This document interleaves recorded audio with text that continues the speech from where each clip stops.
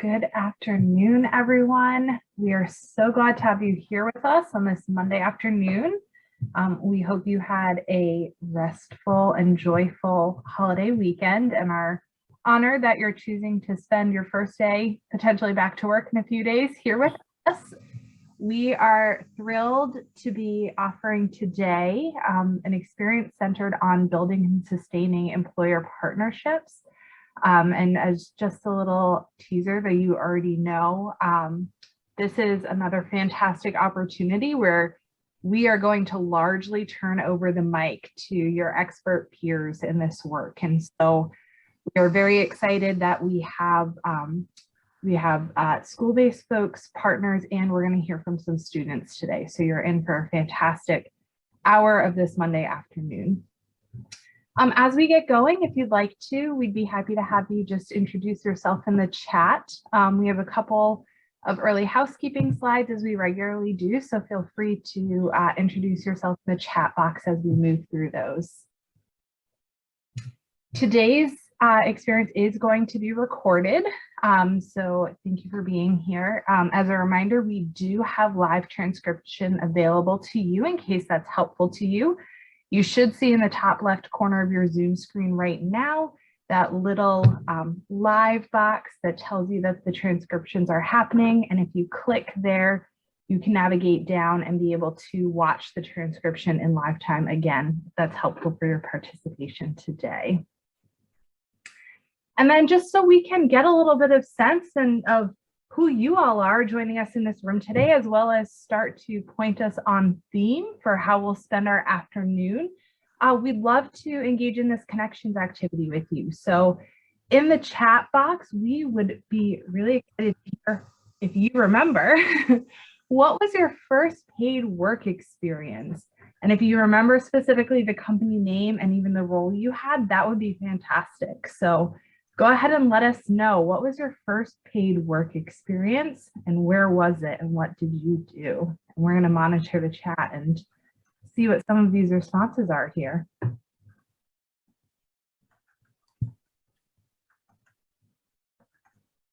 Great, I see a CVS here. Few service industry pieces. Ice cream scooper, working at Star Market, which I believe is a grocery store. Pretty common first experience. Pool supplies, lots of retail experiences. Oh my goodness, coming in so fast now. Some restaurant work, that was my first experience as well. Doing data entry, that seems like a very impressive first paid work experience. That's very intriguing to me. Excellent. Well, keep them coming because we're going to keep our eye on that. We're really curious to hear what you've all done and sort of what your background is coming into this space. So go ahead and keep adding those if you haven't had a chance to do so yet. And while you do that, I'm very happy to introduce our team. Again, you're not going to hear that much from us today. We're going to mostly take a back seat, but we want to let you know who we are anyway. So I'm pleased to introduce our colleague Jennifer Gwatkin here, who is the Innovation Pathways lead at DESE, a very familiar face to all of you. Welcome, Jennifer. I also have with me today my colleagues Callie Cornell and Allison Plez from CCE. You'll hear a little bit from Callie later this afternoon, and as we've told you in the past, Allison is here for any support you need participating, particularly in the technological aspect of today's experience. So feel free to go ahead and grab her in the chat box if she can be supportive to you for anything. And then we'll also identify our colleague, John, who was not able to be with us this afternoon, but is a familiar face to many of you from other experiences in Innovation Pathways. So just a little bit about us. Again, you've heard this before. The Center for Collaborative Education partners with education communities focused on reducing systemic racism and transforming schools so that all students succeed.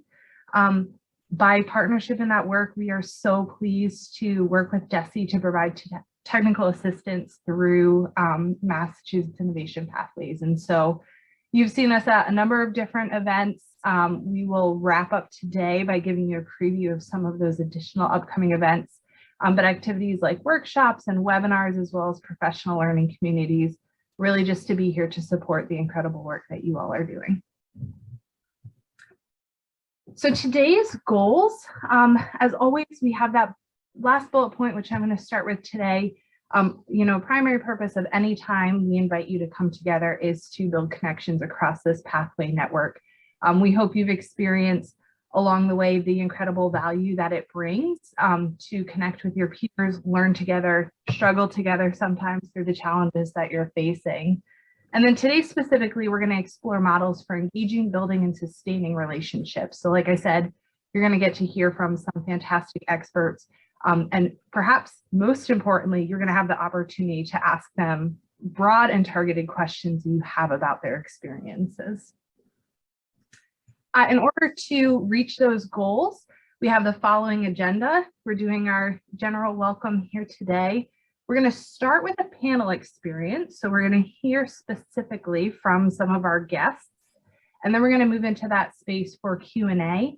And then we have two of your peers from Worcester that are going to give us a little bit more of a concrete experience from the Innovation Pathways programming side of the work. And then we'll wrap up and send you on your way this afternoon. To kick us off, I'm going to introduce two of the many people you're going to hear from today. So it is my privilege to introduce to you Drew Weymouth and Kelsey Lamarrell. Drew is the Director of Innovation Pathways in Worcester and is passionate about quality instruction that ties relevance of what students learn to the skills they'll need in future success. Drew's background is in biology and math instruction, and he spent the last 15 years in school leadership, both in suburban and urban settings. His experience at Worcester Tech High has led him to work with teams of colleagues to develop and grow the Innovation Pathways work as a means to expose career sectors to students in Worcester's comprehensive high schools. Drew's a passionate educator who enjoys the challenge of program growth, something you all are very familiar with, employer partnerships and leadership, combined with the personal interactions with students that help show how their program experiences have touched their lives. And you'll hear a little about that from the two students that we have joining us today. And Kelsey is the Career and Partnership Specialist for the Innovation Pathways program in Worcester Public Schools. She has 9 years of workforce development experience, bringing together students, employer partners, educators, and community partners to create skill-building pathways for local residents. Kelsey has experience managing projects that leverage private, local, state, and federal training dollars and has developed over a dozen new job training programs in Worcester. She holds a bachelor's degree in political science from Fairfield and a master's degree from Worcester Polytechnic Institute. And Kelsey is also a returned Peace Corps volunteer who served 2 years in Morocco doing youth development volunteer work. So Kelsey is going to be another fantastic wealth of information for all of us. So welcome to Drew and Kelsey. And I'm going to pass the mic over to the two of you to introduce us to this afternoon's panelists. Thank you, Laura, for that introduction too. But pleasure to be here with you all today. And as Laura indicated earlier, I'd rather not spend a ton of time talking to you. I'd rather you hear from some of our students and our employer partners. And so, as Laura indicated, any successful program has to have a relationship with local employers, and the students should interact with those employers. The employers should be involved in both the curriculum development and the experiences the students are having, so they can see the real world connection between what they're learning in the classroom and what they get to practice in the workforce and in the community. So today we have two outstanding employer partners and two outstanding students that you're going to hear from. And so I'd like to introduce Steve Small. Steve Small is the Executive Director of Human Resources at Notre Dame Healthcare. And Steve, if you wouldn't mind, saying a word and introducing yourself further. Hi, everybody. So my name is Steve Small. I'm the Director of HR at Notre Dame, like Drew said. So a little bit about what Notre Dame Healthcare is and does. We're a private nonprofit healthcare organization based in Worcester. We have about 370 employees. We operate a fairly large nursing home with a small skilled rehab department attached to it, an assisted living facility, hospice program, both facility-based and other nursing homes and also in the community, palliative care program, and also where we have a partnership with the Commonwealth. We're the largest pediatric palliative care program in Massachusetts. So that's a little bit about who we are and a little bit about myself. I've been here for about 10 years. Drew, do you want me to go into our experience with the pathways? No, that's all right. I think Jennifer and Callie will, facilitate that conversation. So thank you, Steve. Okay. And we have Gene Foster. Gene Foster is a principal engineer with AbbVie. Hello, glad to be here today. As Drew said, my name is Jean. I'm an engineer with AbbVie. I've been with the company for 13 years. AbbVie is a biotech company. I work out of Worcester, but we have 48,000 employees in over 70 countries. 700 and maybe 50-ish, last count I heard, in our Worcester sites. So we do have a big population in Worcester. And one thing that's quite unique about our Worcester site is, unlike many biotech companies, we have research and commercial production all under one roof. So there's a lot of opportunity to see a drug from the early initial stages of research all the way up through commercial production. We have therapeutic focus areas in immunology, oncology, neuroscience, virology, and eye care. And many of those are housed in our Worcester facility. Thank you, Jean. And again, you'll hear more from Steve and Jean as we move forward. But I wanted to introduce the students. We have Benedicta Nyanzu, and I think she's joined us now. I know she was navigating her schedule with a meeting with a professor as well. But Benedicta is a Innovation Pathways alumni from Burncoat in our Allied Health program.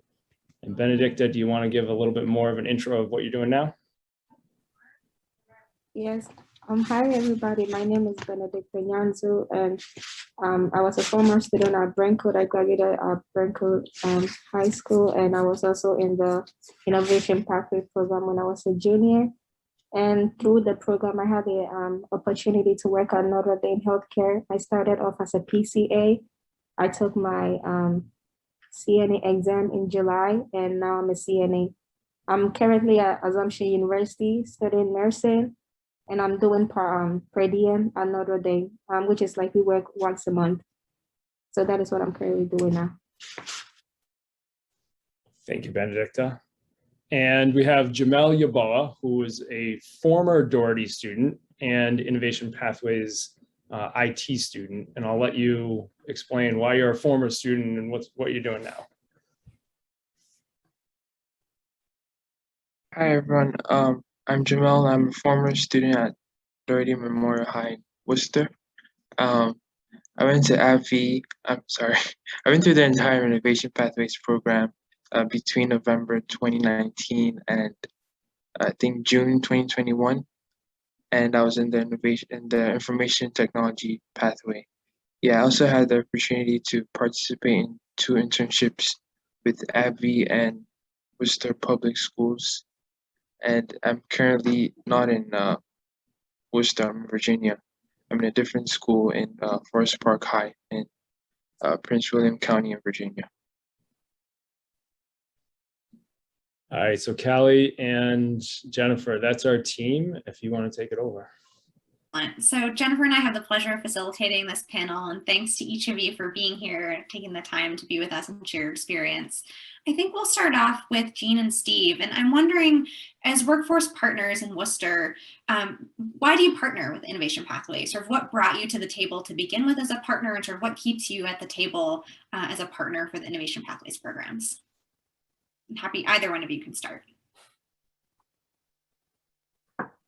I don't mind starting. So I met Drew probably about 4 years ago. Drew was doing a training introducing the Pathways program down at the for the city of Worcester. So I mean the organization's our organization's mission is really a motto held by the Sisters of Notre Dame that established the Organization of Education for Life. So we as an organization try to give back as much as we possibly can to the community, also to our employees. We're always looking for partnerships in the community, especially where it helps to develop a workforce funnel for us, and the Pathways was a good fit for that. We've always employed a fair amount of high school students in our dietary positions. So it just seemed like a very natural partnership, and it's really worked out very, very well for us.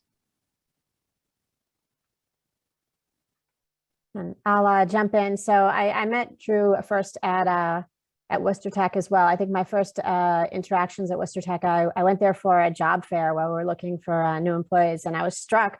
All right, so AbbVie is literally in Worcester Tech's backyard, and I was struck that many people haven't even heard of us in the school. So moving forward, one of our big challenges as a company is to find employees that want to stay in the Worcester area and that really want to make Worcester home. We tend to be a training funnel ground for people who want to move to Cambridge eventually. So it became, I think, a mutually beneficial partnership for us to help invest in the talent of Worcester and maybe people who want to stay within the Worcester community, as well as hopefully, for the IPP program as well.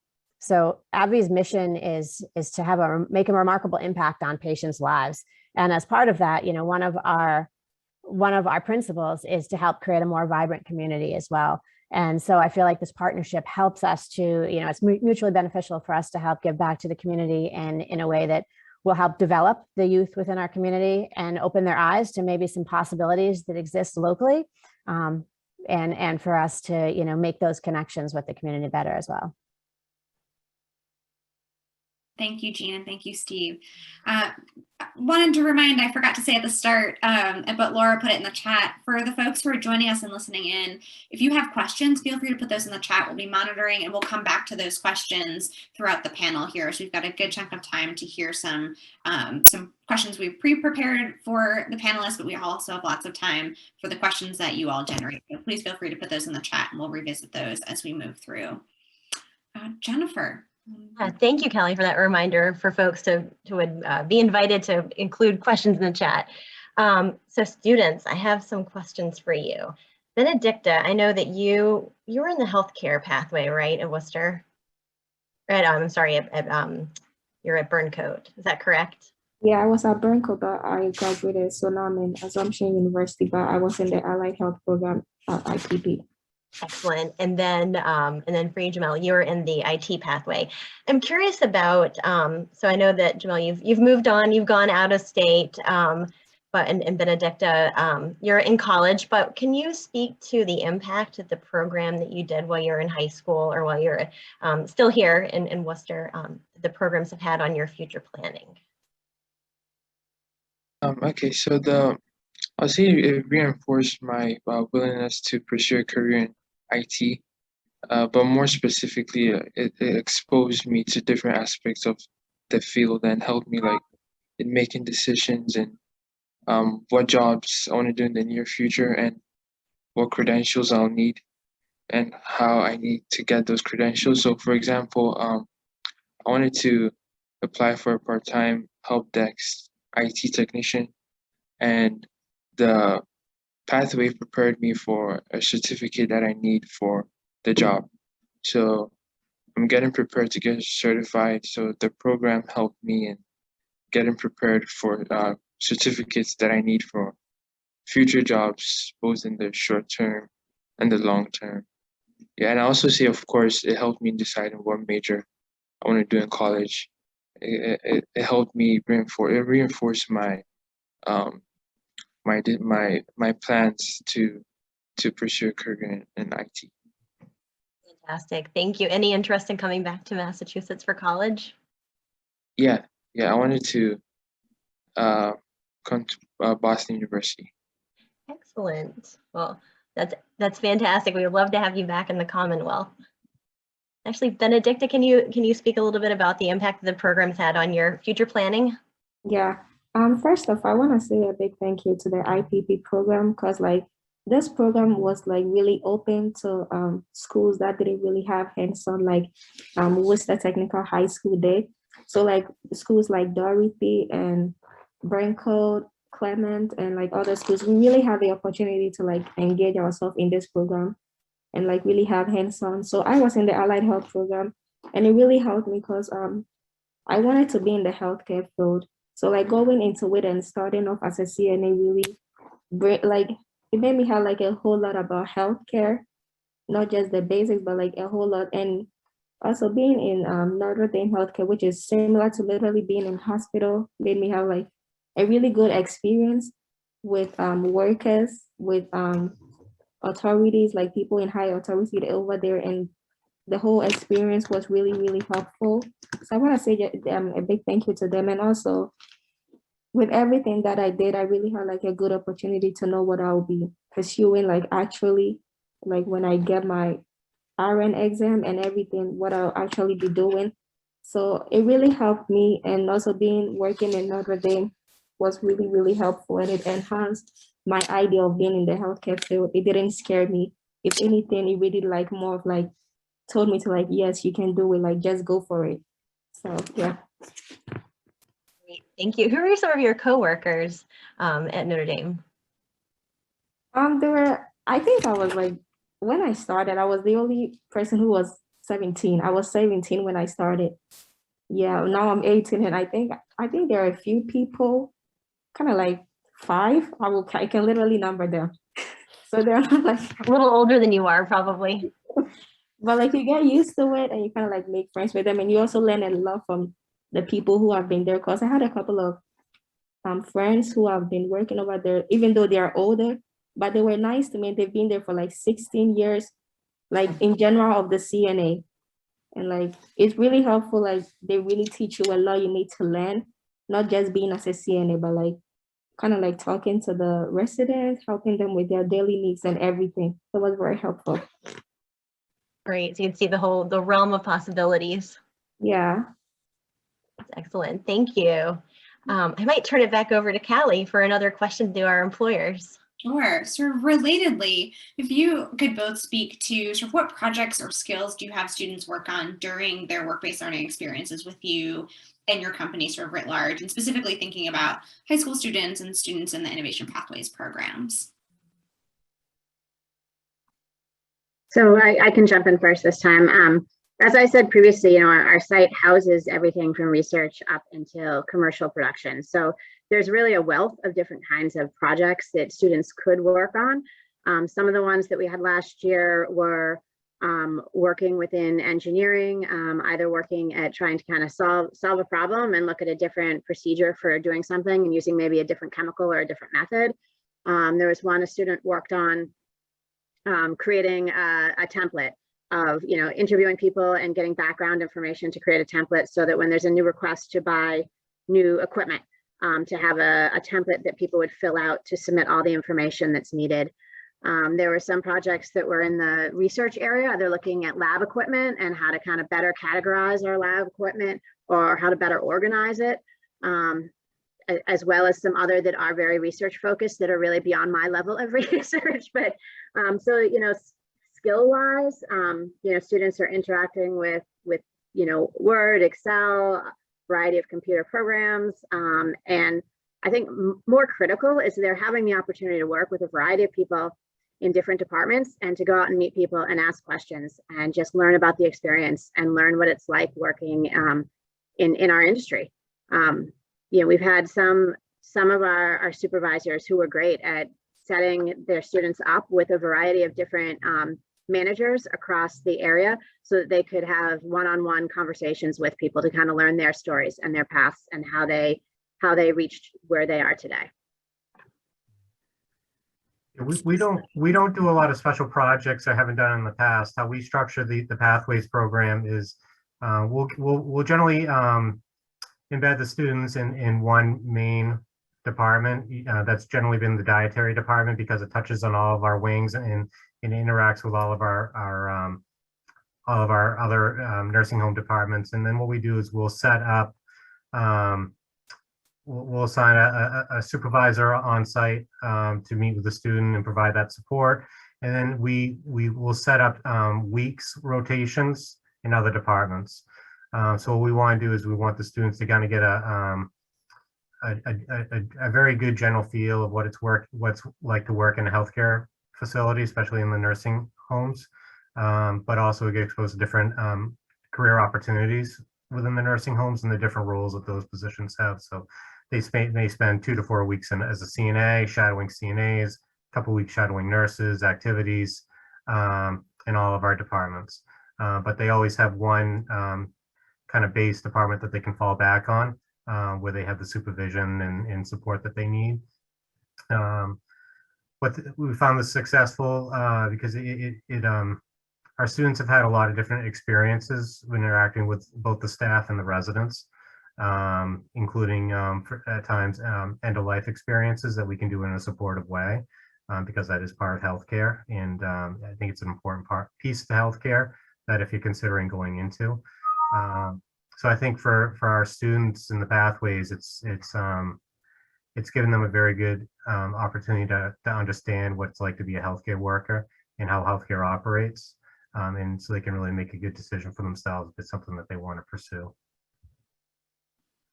Thanks for that, Steve. I'm going to script a little bit because Jennifer, I'm supposed to kick it back to you, but I wonder if for our students, if you could share a little bit about your internship experience, your work-based learning experience, and what it was like during COVID. So you both experienced your work-based learning experiences during COVID and had 2 different experiences with that. And so I wonder if you could share a little bit about the details of your internships or what that looked like, and as you reflect on what that was like during a global pandemic, sort of what that was like for you during that time. So when I started with the internship, before the COVID, we didn't have to wear masks. We didn't have to wear PPE like gowns, face shields, and all of that, and even having like a particular face mask we need to wear. So during that time, it was like you can just go in. We always had to check our temperature and like make sure we are signing on before we like enter into the actual building. But when the COVID started, we had to start with the PPE and everything. But for now, I think I recently was over there last night and we didn't have to wear a gown. We only had to wear a face shield. And as always, changing your gloves regularly from one patient to the other.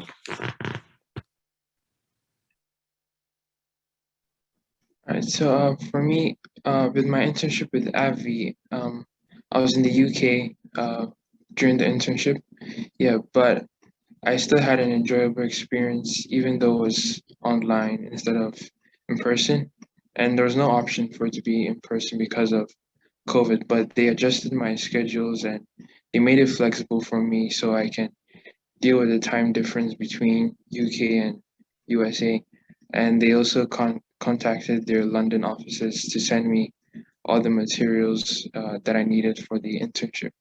So overall, it was a good experience, even though it was remote. And I thank AbbVie for doing their best for it to be a good experience for me.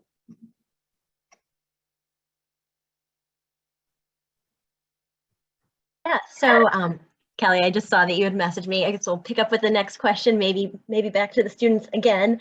I'm curious, you touched on your internships. Are there any particular skills that you gained from your internship that stand out to you? Some that you could only have gotten from your internship opportunity, if that makes sense. All right. So for me, because I did 2 different internships, so I think I have to speak for both. Yeah, so for the first internship, yeah, I learned a lot about social media management, website building with HTML5, email coding, and a lot of soft skills. Because the project of that internship was to build a website for Worcester Public Schools. So it's currently the library website for Worcester Public Schools. That's what we did during the internship. So I learned a lot about website building and coding. And for the second internship was more academic focused. So I learned a lot about chemistry. I'll say it really helped me in school because I saw a big improvement in my chemistry and science skills. Yeah, and also I learned a lot because I worked one-on-one with a professional. So I learned a lot about communication and yeah, working with professionals in a professional setting. Great. Thank you for speaking to both the academic and the non-academic skills that you gained. It's great. Benedicta, sorry, I hope I didn't cut you off there. For I think mostly everything that I kind of like went through over there has to be done in person, because even though they show us most of the stuff on like videos on YouTube, CNA is a physically demanding job. So most of it is like you have to be there physically to do it, especially when you're transferring a patient. They might show you on YouTube videos and kind of like show you in class with nobody. But like over there, it's like you're actually transferring a patient either from a chair to a bed or from a bed to a chair. So for that, you have to like know it through it when it is being done. And also communication. Communication is like the key when communicating with them. So it's like you have to be patient. You have to have like a genuine heart in order to kind of understand them and like talk to them. When you get on the floor, like even though you might be scared at first, but as time goes on, like you literally love them. You want to like do more. What can I do more to like help you guys? Thank you so much for that. Wow, very, very moving what the two of you shared. Thank you. Well, Kelly, back to you. Yeah, absolutely. To Jean and to Steve. And I'm wondering, this is a two-part question. So the first is, what lessons have you learned about partnering with schools in innovation pathways? We have a whole variety of audience members, as we saw at the beginning. We have folks from school districts, we have folks from local workforce partners, we have a couple of employers here. And so I'm wondering, as you think back about your experience and your current experience partnering, sort of what lessons have you learned? And then sort of as a part two to that question, what have you either adjusted in your own practice in sort of supporting and running the internships and work-based learning experiences, or what have you sort of worked with schools on adjusting as part of that to make it better for the schools, for students, and for your employees?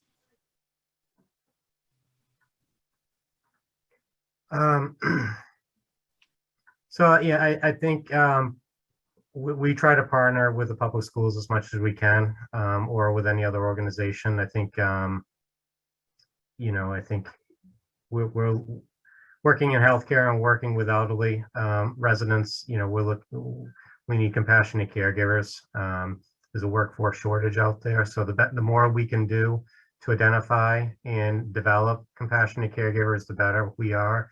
The Pathways program has really been a very positive experience for us. I think the students coming out of the Pathways program are incredibly well prepared.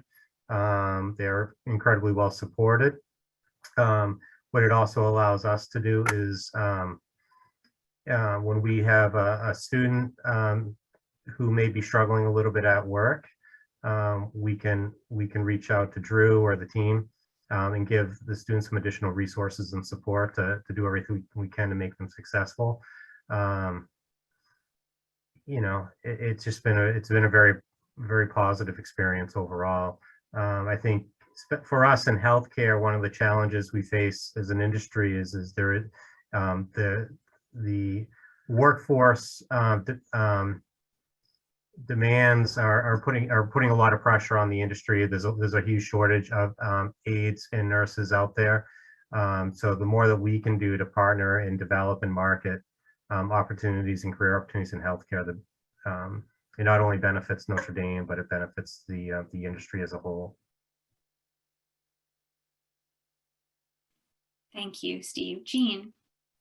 Right. So, AbbVie's had many employees who are passionate about education and have been involved in, mentoring or hosting STEM days or things of the sort in the past.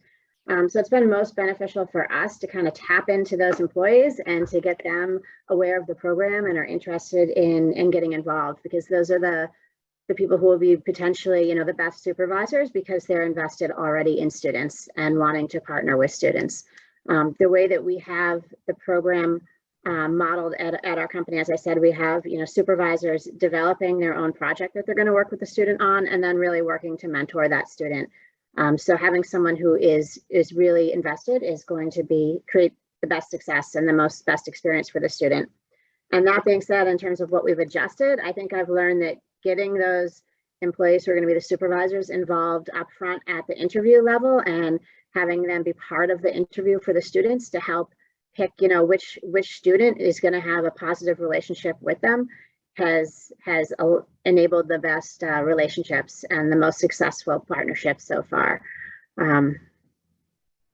Yeah, so I'd say, you know, that's the one thing I'd really like to, moving forward, make sure that I do consistently, because then we can hopefully have better experiences for the students and supervisors and have relationships that are going to really work and for both. Yeah, I agree. I mean, having a good supervisor matched up with the students is really very important. I mean, we had to make a lot of changes with the pandemic hit. It wasn't something that anybody expected to occur, and it really changed how we operate as an organization, and changed how we could kind of serve the pathway students as well. And but I can only imagine the challenges that for the students would have faced coming into a nursing home in the middle of a pandemic, especially early on. But they were well supported and well trained and very professional, and in a lot of ways, I think we've hired quite a few of the students into part-time or full-time positions after. And in a lot of ways, they're some of our better employees because they're so well prepared. I'd like to also kind of add on, just in light of what we were saying about the pandemic. I think, when we went into the program, initially it was believed that, the best experiences are going to be for students to be on site and in the building 100% of the time. Now, we weren't able to do that because of the pandemic, but I think that opened my eyes as well to the opportunities that we have for keeping at least part of the experience remote going forward. I mean, obviously we were able to have great success with Jamel in his situation, which was fully remote. But in talking to some other students, perhaps we had some students who were involved in internships that didn't live on bus routes, or who didn't have great access to transportation. And going forward, I want to make sure that as we move back to more in-person experiences, that we make the program possible for those students as well, and keep our eyes open to how to be able to meet the needs of as many students as possible and give them opportunities. Thank you both. And I appreciate your sort of thoughtful reflections on those things that you did or are hoping to change or sort of think more strategically about in the future. I think we have time for like 2 more questions. So I have a question for students, and then we'll sort of wrap up with a final question for Jean and Steve. But I wonder, Jamel and Benedicta, if you could speak to any of the employers that work with the Innovation Pathways programs, like what would you want them to know about engaging students in work-based learning experiences? Like, how can they prepare to support high school students in career exploration and career experiences? Like, what advice would you have for them?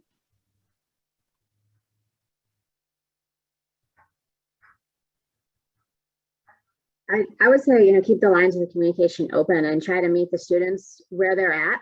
Have open conversations about what skills they hope to achieve and learn in the experience as well.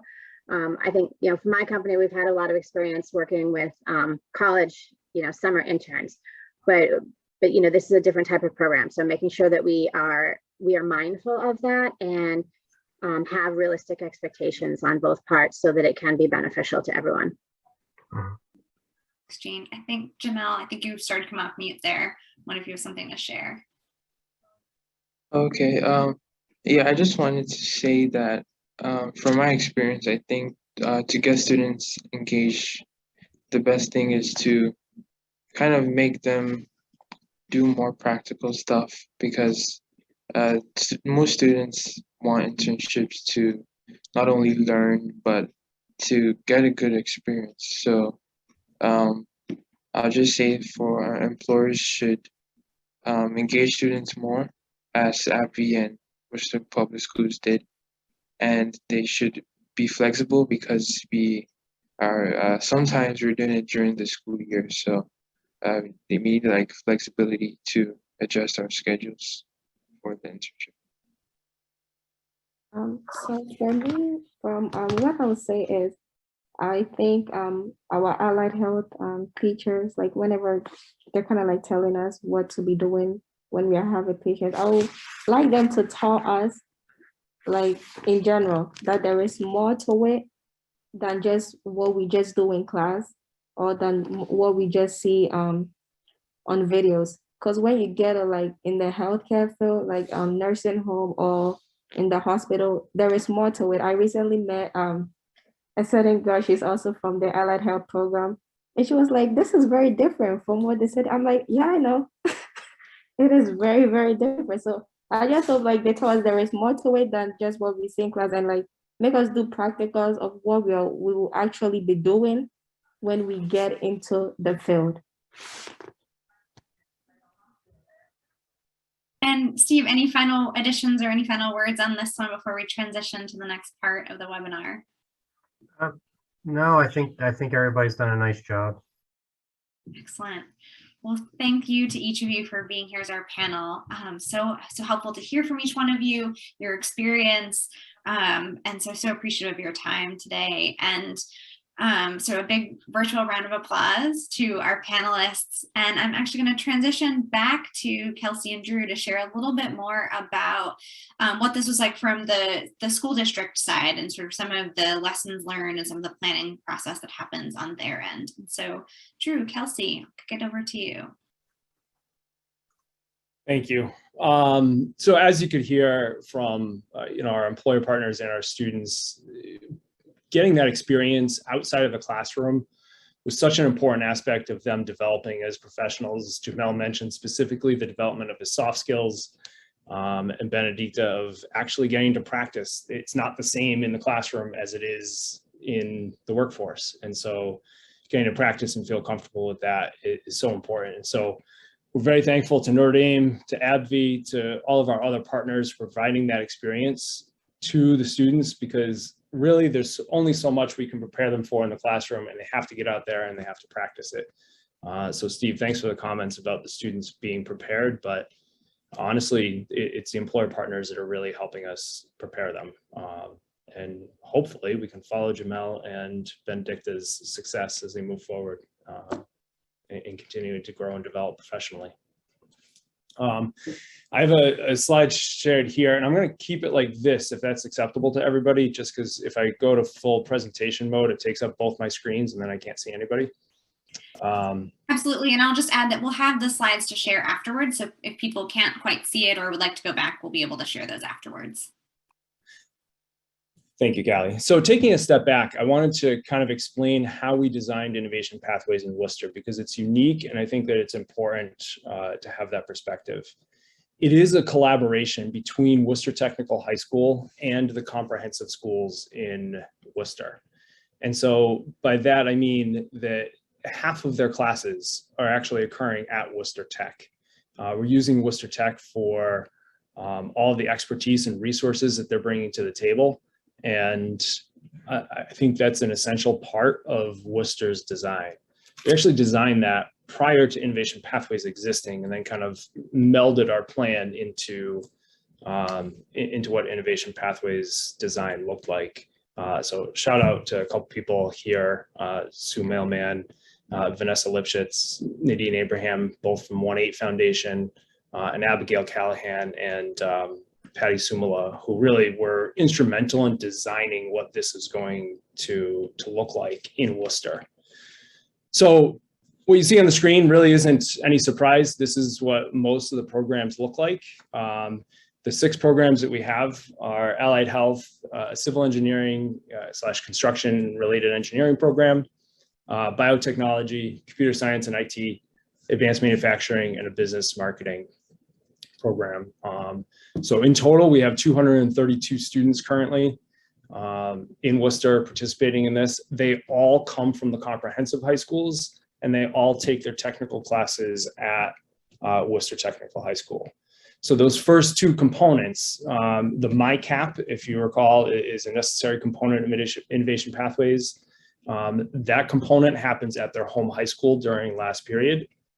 They take 2 semester-long classes there.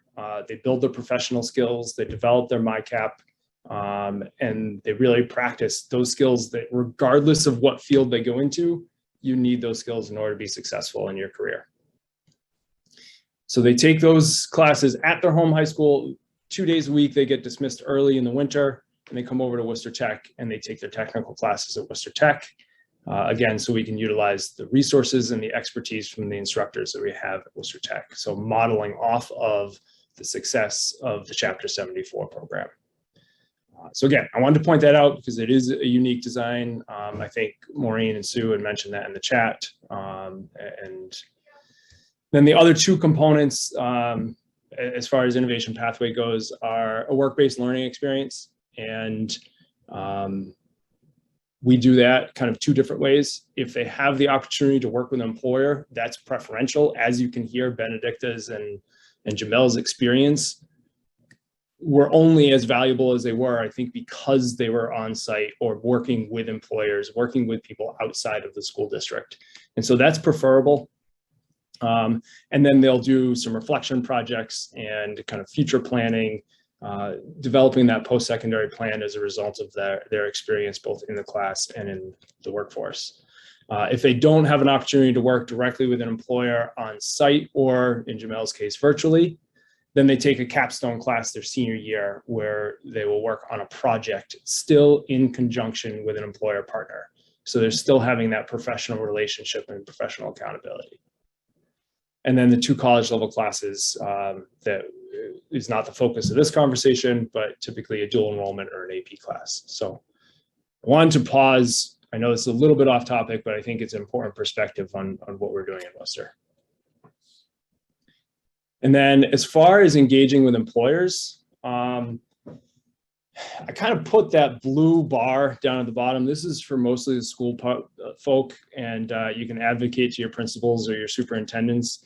But Worcester gave me, and then now me and Kelsey, the flexibility to focus on innovation pathways. And so all of our recommendations are only feasible because of the flexibility that we were given to really focus on developing relationships with our community. That's essential. If you're adding this on to somebody else's full-time job, you really don't have the capacity to develop the relationships as we were allowed to do. So to start out, to meet employers, just start to get to know your community. I went to a lot of Chamber of Commerce meetings. We did some roundtables. The Chamber of Commerce, I don't know if Karen Pelletier is on here or not, but she was an essential partner from the Chamber of Commerce, allowed us to have a few minutes at every one of the roundtable events that they held so that we can introduce innovation pathways, introduce it as a partnership with Worcester Tech, and see who was interested in engaging with high school students. I joined a ton of other committees that were in existence around the city, around youth jobs, youth employment, anyone that was interested in engaging with the school system. And I went to all of their meetings and I joined the projects that I thought had an essential overlap to our mission and innovation pathways. So just getting out there, again, was necessary, and the flexibility in your schedule was necessary in order to do that. So thanks, Maureen, for giving me that flexibility. And then we have, I mentioned Chamber of Commerce, but everyone is partnered with their mass hire, and our mass hire, Jeff Turgeon's on now, is also an essential partner in helping you to not only reach employers, but develop that relationship with them. And right from the beginning, we developed marketing materials together. They helped me distribute it to all of their network so that we could find which employers were interested in engaging with us. And beyond that, obviously, we're going to talk about it later, but the Mass Hire Board was instrumental in establishing these work-based learning experience for the students as we leveraged the YouthWorks funding. And I think there's other grant funding out there that you can leverage as well. We're leveraging Connecting Activities, and all of that is through Mass Hire as well. So a tight relationship with Mass Hire is really essential as well. And then I'll stop talking in just a second. I'll turn it over to Kelsey. But as you are out in the community, getting to know the community, finding those community-based organizations, finding those employers that have common missions with you, and kind of, instead of doing your work separately and independently, leveraging each other's resources to accomplish common goals. So I listed a whole bunch of organizations that we've worked with that had common goals for us. I don't need to go into them all, but just like 2 examples: Mass MEP, Manufacturing Extension Program. Their mission, at least at the onset of Innovation Pathways, was to develop the workforce in manufacturing. And so we did virtual job fairs, we did tours, we did guest speakers, and it wasn't all on me as the Innovation Pathways Director, it was on us as a team that were kind of, tackling that common mission. Or I didn't even list it here, but working in the Boys and Girls Club to do a STEM night. Doesn't seem like it's related to Innovation Pathways, but it was essential, because then you're part of a mission with a local organization that was going to promote Innovation Pathways potentially as you move forward. And more immediately, it was a STEM night. So we had 40+ employers in there that then were potential partners for Innovation Pathways. So just being creative about how you find those potential partners. And then Kelsey's I'm gonna turn over to her, and she's gonna talk about actually maintaining those relationships. Thanks so much, Drew. And I really just want to build on what's already been said by everyone on today's call. It's really important, just this constant kind of communication and understanding everyone's perspectives in order to create these sustainable partnerships. So just some recommendations, some styles that we approach it here in Worcester, is that we really look to build partnerships that connect with company missions. And as Drew indicated, getting out in the community and participating in Chamber of Commerce events and understanding the challenges facing our local employers, such as Steve's comments about the healthcare workforce just really struggling to fill that gap, allows us to see how we can leverage our student programs to ensure that there are pipelines going into those much needed positions for employers. And also building around company missions and initiatives, such as Jean mentioned with AbbVie, looking to gain more connections into the community, especially with high schoolers. The goal is to connect with them now, because odds are is that they may settle down and end up building a life for themselves here in Worcester. And so really connecting with companies that want to connect with that community feel. And I will say there are so many companies looking to diversify their industries, diversify their workforce in regards to age, gender, ethnicity, socioeconomic status. There's so many companies out there in the STEM fields like computer science or engineering or even construction that are really looking to engage the whole community. And so if your student base can help them do that, that's something of value that you can bring to your partnership with employers. Leveraging grants is a big piece of the puzzle as well. Many companies want to help out. They want to offer these work-based learning experiences, but don't have the funding, don't have the resources, especially during COVID times. So here in Worcester, we've been able to leverage the YouthWorks grant in partnership with the Mass Hire Central Region Workforce Board and other grants like connecting activities to integrate career exposure, career engagement activities in even earlier grades like middle school or 9th graders that are then applying to innovation pathways. So you can take a 9th grader engaging with one of our employer partners, doing a tour in biotech, and then have them apply to a biotech pathway and innovation pathways when they're in 10th grade, pursue that 11th, 12th, and network with employers that way. One approach that I have to having conversations with employers is getting to know their needs, their mission, etc., and telling them about the different kind of touch points they can have with students. So work-based learning experience isn't the only opportunity to engage. Some employers find it more beneficial to come for guest speaking engagements and even kind of collaborate with teachers in the classroom to co-create curriculum that can prepare students for the workforce. Others help us with field trips, actual on-site tours, kind of getting at what Benedict said, seeing manufacturing in action. for example. Job shadowing, being mentors for capstone projects are all just different examples of kind of a menu of options to give employers to see what resonates with them, where they're at right now, what capacity they have to support innovation pathways. One thing that does lend itself, again, to strong partnerships is having the ability to really nurture them and have regular communication with them. So having the staff time, the staff capacity to check in, grow that relationship is so important over time, because it might not bear fruit right now, but it could in the future, or lead to other network connections.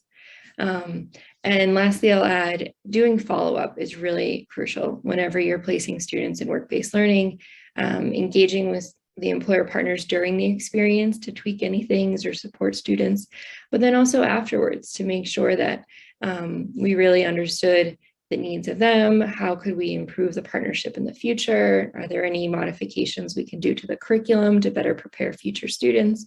That post-program follow-up is so important to making sure that the program is sustainable. I know we're getting close to 3 o'clock here, so I will say there is another slide we have here in the appendix that indicates the different technical classes and the industry credentials that students earn in our pathways. And so that's something that we do share with employer partners who are interested in the curriculum and the finer details of it. And then we wanted to make that available to you in the slide deck once it gets posted by Desi. I want to kick it back to Jennifer and to Callie if we want to open it up to questions, if we have a few minutes. Perfect. Thank you. I unfortunately don't think we have a moment because I want to make sure that people are able to get out on time. But I would say that if you have questions for Kelsey, for Drew, for panelists, continue to put those in the chat and we can sort of connect to you afterwards to get those questions answered. Or Kelsey, Drew, if you're able to pull up your chat and answer those or via the chat as they come in, you're also welcome to do that. In our final couple of minutes, we'd love to share with you sort of upcoming event reminders. And so we have a few events happening before the end of the calendar year. So this Thursday, in a couple of days, is our next event, which is a Part B application support webinar. For those of you who are currently in the application process and are working on your Part B applications, there'll be a webinar on Thursday to support you there. We have office hours on December 15th. I believe we have a 4.5-hour block of time that Jennifer and I are available. And so that registration link for the office hours and for any other events is available at that tiny URL link at the bottom of the screen that one of my colleagues also put in the chat. And so you can sign up for office hours, a 30-minute one-on-one block of time. It can be one-on-one by yourself or with a school team, and Jennifer and I will be there to support questions, troubleshoot, sort of think through some things, or anything that you need during that time. And then an early plug for our first event of the new year on January 19th, we'll have our Designing for Equity workshop. So that registration will be available in the coming weeks. And so we'll send out an email so that you don't miss that one. And as always, the FAQ guide is available to you either through the technical assistance website as part of the toolkit or directly at the tinyurl.com/MAIPFAQ. Lots of acronym letters there, but available to you there. And then finally, as always, we'd invite you to take our survey. So we take a look at each of the survey responses to all of our events. And so one of my colleagues will pop that link in the chat. Thank you, Allison. Let us know how today went for you. Did you like this format? Did you get the right information? Was it too short? Was it too long? Let us know that information. We really try to be responsive to all of the information that comes in through these surveys. So we'd appreciate if you could open that link if you can't complete it right now, at least at some point later today or in the next day or two, to let us know how today went for you. And then with that, thank you to Kelsey, to Drew, to Benedicta, Jamel, Jean, and Steve. Thank you so much for sharing your wealth of information and your time with us today. We are so appreciative. And thanks to all the folks who stuck it out for the full hour with us. We really appreciate it. Hope you all had a great Thanksgiving holiday and have a great rest of the week. Thank you so much, everyone. We'll see you soon.